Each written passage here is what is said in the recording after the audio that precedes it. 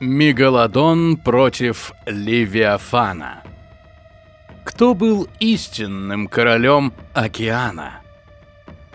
Бездна Миоцена.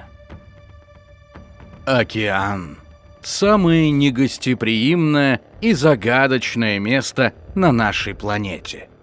Сегодня он кажется нам изученным, но 15 миллионов лет назад, в эпоху Миоцена, эти воды были ареной для кошмаров, которые современный человек не может даже вообразить. В то время как на суше предки людей только учились стоять на двух ногах, в глубинах мирового океана решался вопрос о титуле абсолютного правителя планеты. Здесь не было места компромиссам. Здесь царило извечное правило – ешь или будь съеденным. Воздух над водой был пропитан солью, а под зеркальной гладью скрывались существа, чьи размеры и мощь заставляют современных китов и акул выглядеть бледными тенями прошлого. Два титана. Две разные философии убийства.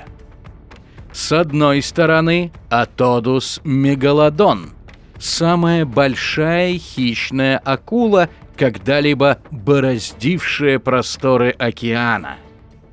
Хладнокровный убийца, чья биология была отточена сотнями миллионов лет акульей эволюции до состояния идеального клинка. С другой стороны, Мелвилов Левиафан. Колоссальный кашалот-убийца, названный в честь библейского монстра и автора Моби Дика. Это был млекопитающий сверхразум, вооруженный самыми крупными зубами в истории позвоночных.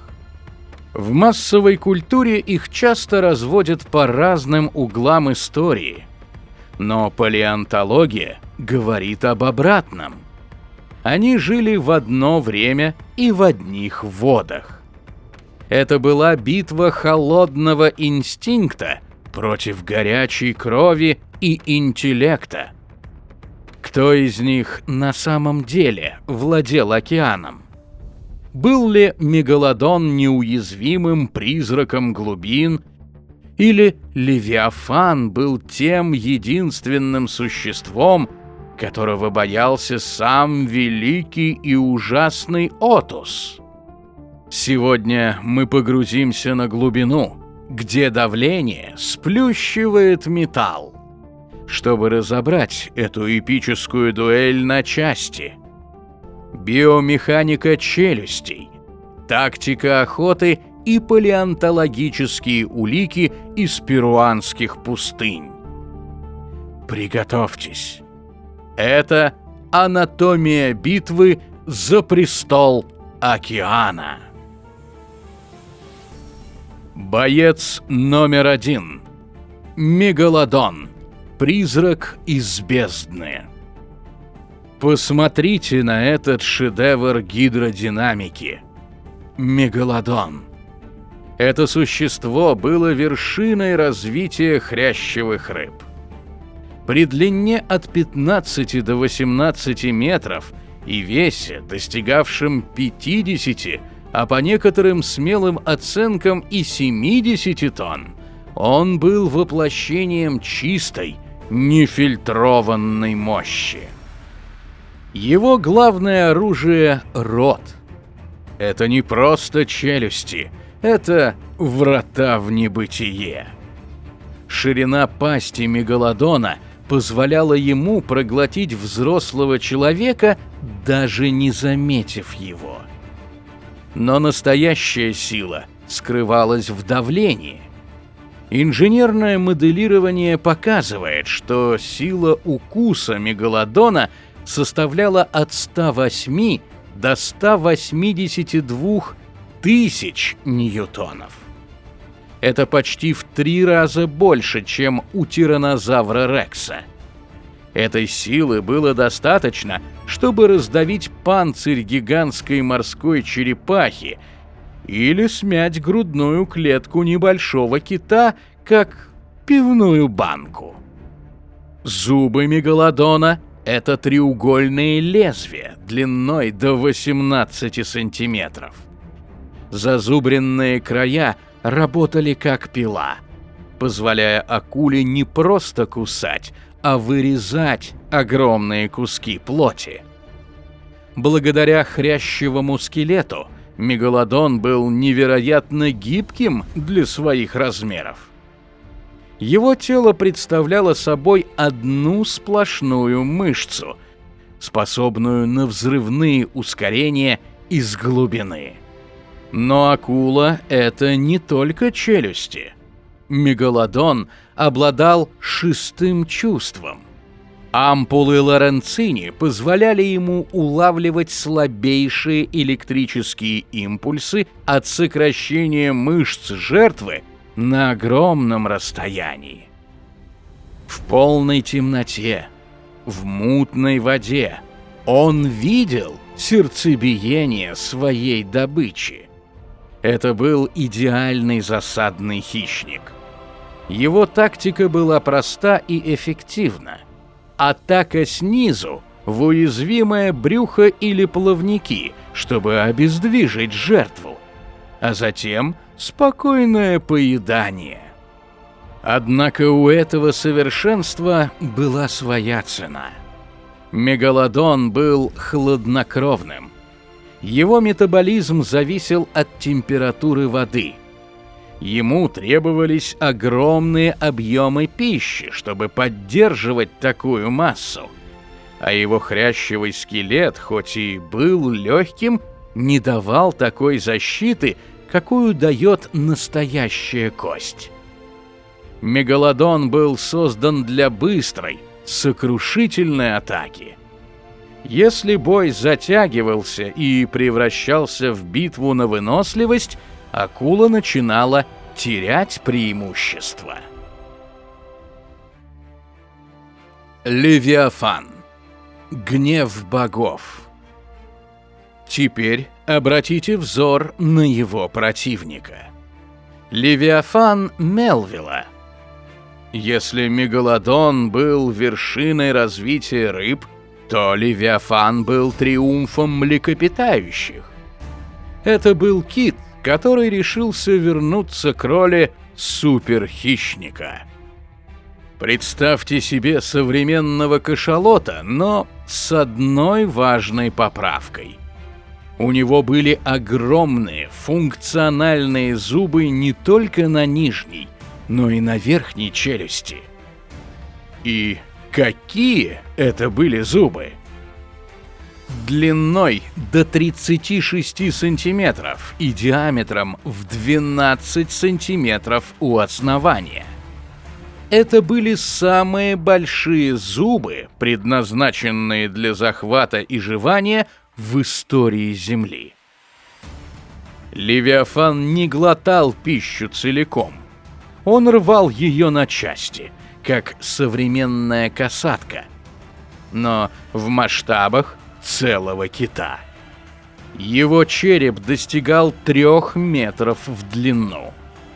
Огромную пасть головы занимал спермацетовый орган. У современных кашалотов он служит для эхолокации и погружения. Но у Левиафана он мог выполнять еще одну роль – живого тарана. Удар такой подушкой на скорости был способен вызвать у противника тяжелейшие внутренние повреждения и сотрясение мозга. Левиафан был млекопитающим. Это значило, что у него была горячая кровь и огромный развитый мозг. Он не просто следовал инстинктам, он мог анализировать ситуацию и адаптироваться. Его сонар был совершеннее любого радара. Левиафан видел внутреннее строение мегалодона, знал, где находятся его органы и насколько плотны его мышцы. В отличие от акулы, Левиафан обладал колоссальной выносливостью. Млекопитающие лучше справляются с длительными физическими нагрузками. Он мог преследовать врага часами, изматывая его.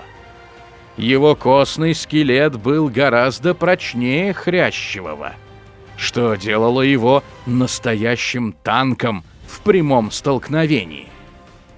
Но и у него была ахиллесова пята. Левиафан был привязан к поверхности. Каждые несколько десятков минут ему был необходим глоток воздуха. Это делало его предсказуемым. Кроме того, киты более чувствительны к повреждениям челюстей. Если Левиафан терял возможность кусать, он был обречен. В то время как у мегалодона зубы менялись всю жизнь. Анатомия схватки. Столкновение миров. Как же выглядела эта битва титанов? Это не было случайным столкновением. Это была борьба за пищевые ресурсы. Оба охотились на одних и тех же усатых китов среднего размера. Рано или поздно они должны были встретиться лицом к лицу. Сценарий первый. Удар из тени. Мегалодон использует свое главное преимущество – маскировку. Он атакует снизу, целясь в хвост или грудные плавники Левиафана. Его задача – лишить кита маневренности. Один удачный укус мегалодона мог вырвать кусок мяса размером с холодильник. Если акуле удавалось нанести глубокую рану в районе хвоста, Левиафан терял скорость и не мог подняться за воздухом. Акула просто ждала, пока гигант захлебнется или умрет от потери крови. В этом сценарии интеллект кита бессилен перед внезапностью. Сценарий второй. Битва интеллектов. Левиафан обнаруживает акулу с помощью сонара задолго до того, как та успеет атаковать. Он переходит в контратаку. Используя свою массу и костяную голову, он идет на таран. Удар 9-тонной головы Левиафана в бок акулы – это все равно, что удар кувалдой по хрящам. У мегалодона нет ребер для защиты внутренних органов. И такой удар мог просто разорвать его печень или сердце. После дезориентирующего удара Левиафан пускает в ход свои 36-сантиметровые зубы, цепляясь в голову акулы. Один сжим челюстей кашалота, и череп мегалодона трещит. У нас есть доказательства их сосуществования. В пустыне Ика в Перу найдены останки обоих гигантов в одних и тех же пластах. Палеонтологи находят кости китов со следами зубов мегалодона и зубы Левиафана со следами износа, а грубую кожу или кости крупных противников. Это была паритетная война. Никто не мог назвать себя абсолютным лидером. Мегалодон был королем засад и внезапной смерти. Левиафан – мастером открытого боя и тактического превосходства. Итог. Кто же истинный король? Эта великая война закончилась не из-за победы одного над другим. Их погубило время и меняющийся мир. Океаны остывали, пути миграции китов менялись. Мегалодон, будучи хладнокровным, не смог последовать за добычей в холодные воды. Левиафан, несмотря на интеллект, также исчез, уступив место более мелким, но эффективным охотникам, предкам современных касаток. Так кто же был истинным королем? Если судить по времени существования, Мегалодон правил океаном десятки миллионов лет. Он был константой страха. Если судить по индивидуальной мощи, Левиафан был единственным существом, способным не просто выжить после встречи с Мегалодоном, но и убить его в честном бою. Это был идеальный баланс. Один представлял собой совершенство рыбьей формы, другой — вершину развития млекопитающих. Они создали экосистему Миоцена такой, какой мы ее знаем. Суровой, величественной и невероятно опасной. Кости Мегалодона и Левиафана сегодня лежат в музеях, напоминая нам о том, что когда-то океан был домом для настоящих богов. Но даже сегодня, глядя в темную воду за бортом корабля, мы невольно задаемся вопросом: а все ли они исчезли? Или кто-то из них до сих пор наблюдает за нами из вечной тьмы бездны? А за кого вы в этой битве? Чья стратегия вам кажется более надежной? Холодный расчет акулы или яростный интеллект кита? Пишите свои версии в комментариях. Подписывайтесь на канал «Эпоха динозавров» и жмите на колокольчик, чтобы не пропустить наши новые расследования из мира прошлого.